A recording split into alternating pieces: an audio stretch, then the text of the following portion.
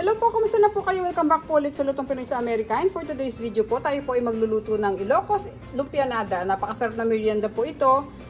Ito po yung mga kailangan natin para po sa ating Ilocos Lumpianada. Meron po tayo ditong Ilocos Longganisa, white onion, salt, pepper, yung ating shredded papaya, yung ating munggo na pinakuluan ko na. Ayan, malambot na po siya at pwede na nating ilagay sa ating lumpianada.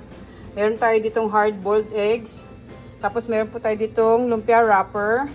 At para po sa ating sausawan, maglalagay po tayo ng patis, vinegar, at ang ating salt and pepper. Tapos meron tayo ditong bawang, ang ating siling labuyo, red onions, at saka yung canola oil na ating ipang piprito sa ating lumpianada. Tinawag po nilang lumpianada ito dahil po babalutin natin siya sa lumpia wrapper instead na po gagawa pa tayo ng dough para po mas madali at kapareho lang naman po yung palaman na ilalagay natin. So mag-umpisa na po tayo guys. Pakicheck nyo na po sa description below. Lahat po naman kailangan natin sangkap. Pati lists ako naman po lahat doon. At sa mga bago po dito sa aming channel, sana po mag-subscribe kayo sa Lutong Pinoy sa Amerika. At umpisa na po natin ang ating pagluluto ng ating Ilocos Lumpianada. Salamat po.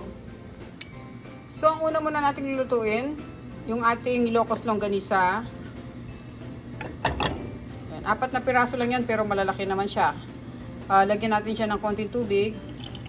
Pakukuluan muna natin to bago natin sila prituhin sa sarili nilang mantika. Okay? Okay, natin takip. Check natin sila, kumukulo na.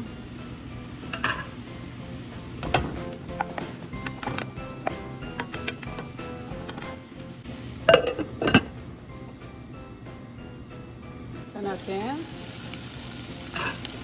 Gupitin ko na sila guys.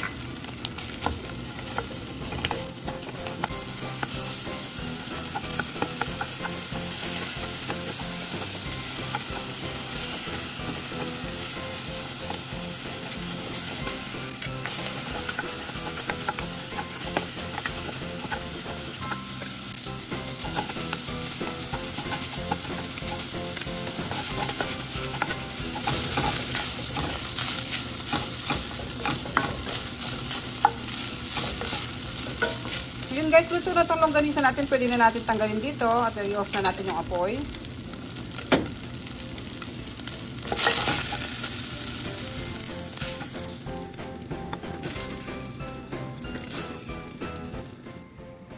Okay, dito sa ating bowl, ang susunod natin gagawin, imimix natin yung ating mga palaman. Ito yung ating papaya. Tapos yung ating munggo.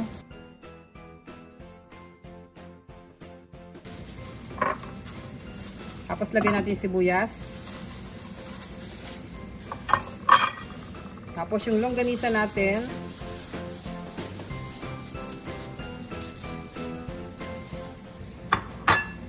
Sunod na rin natin yung ating paminta. Tsaka yung asin. Mix natin lahat to.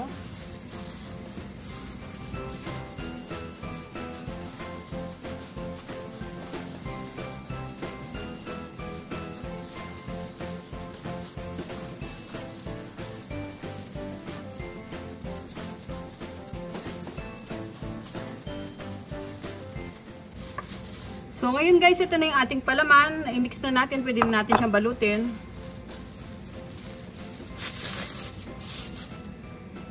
So, ngayon guys, pwede na tayo magbalot ng ating lumpianada. Ito na yung mga eggs natin. Yan, nahiwa ko na sila. Tapos, dito yung palaman natin. Meron tayong konting tubig dyan. At yung ating lumpia wrapper. Okay, mag-start na tayo magbalot. So, tayo na isang lumpia wrapper. Lagyan natin siya ng kalahati. Ganito. Lagay natin dito sa gitna. Tapos lagyan na natin itong palaman. Kailangan guys malinis ang kamay nyo ha. Para hindi na tayo gagamit ng plastic na gloves. Kasi mahirap magbalot ng mga lumpia pagka may naka-gloves pa tayo. So pwede na siguro muna ito, mga 2 kutsara. Tapos lagyan natin ng itlog. Yan. Kasi yung talagang empanada ng Ilocos, isang buong itlog ang nilalagay nila, yung fresh tapos binubuhos nila. Pero since ito, lumpia wrapper ang gagamitin natin kaya naglaga na lang tayo ng itlog. So, balutin natin ng ganyan. Para tayong gumagawa ng lumpia prito. Tapos, lagyan natin konting tubig dito para hindi siya magbukas mamaya pag pinirito natin. Yan. Diba? Magawa pa ako ng isa para pakita ko sa inyo. Lumpia wrapper. Kalahati. Lagay natin dito. So tayo ng palaman.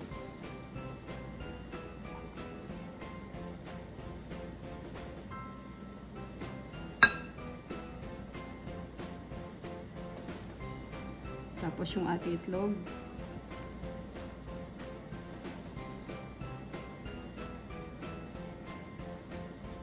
Balot.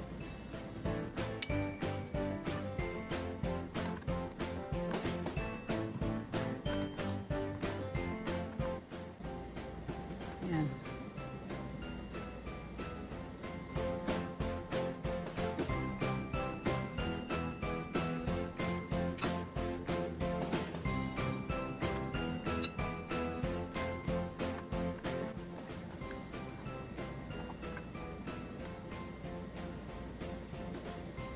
Natin dito sa tray.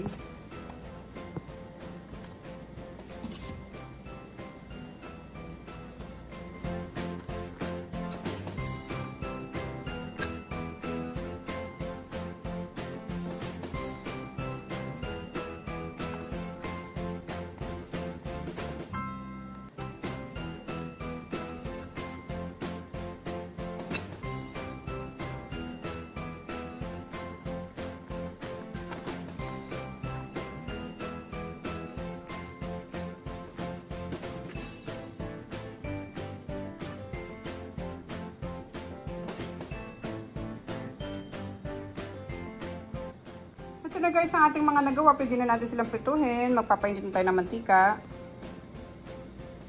So dito guys sa kawali maglagay tayo ng mantika. Maglagay muna tayo ng konti. Tapos maglalagay ako ng konting atsuete pag mainit na siya.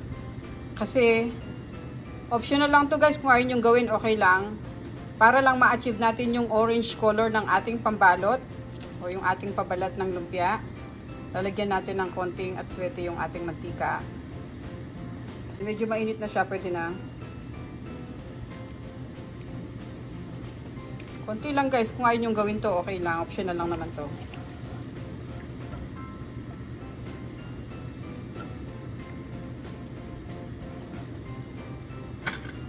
Tapos dagdagan na natin.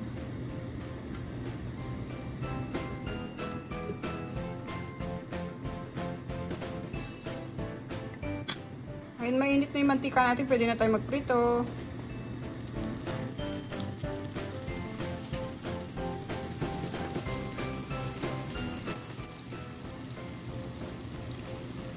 Hintayin muna natin sila mag golden brown bago natin sila baliktarin.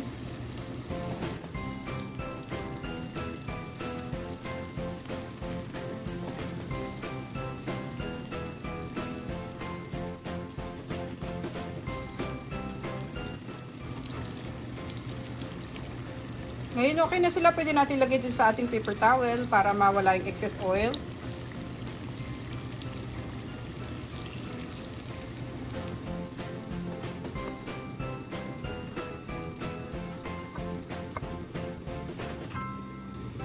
Susunod pa natin yung iba.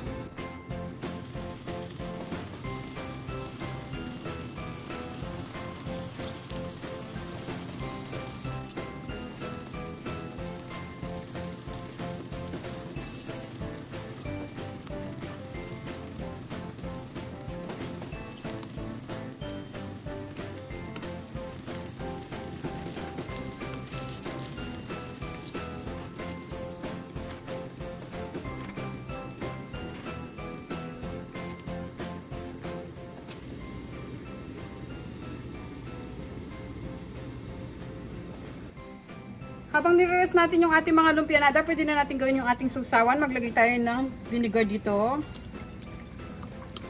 Mga 1 cup. Tansya-tansyahin nyo na lang guys yung susawan nyo. Tapos lagyan natin ng konting patis para sa kanyang umami taste. Lagyan natin ng asin. Tapos yung ating paminta. Ngayon mix natin to. Lagay natin yung ating sibuyas na pula.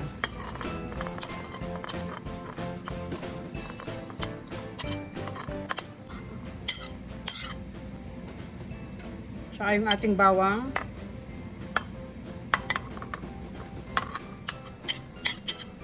At yung ating siling labuyo. Yan, haluin muna natin.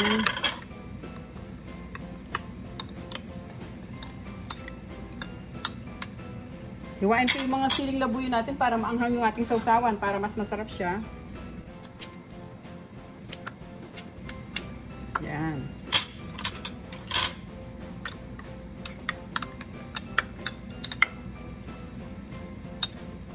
Ready na yung ating sausawan. Pwede na tayong kumain ng ating lumpianada.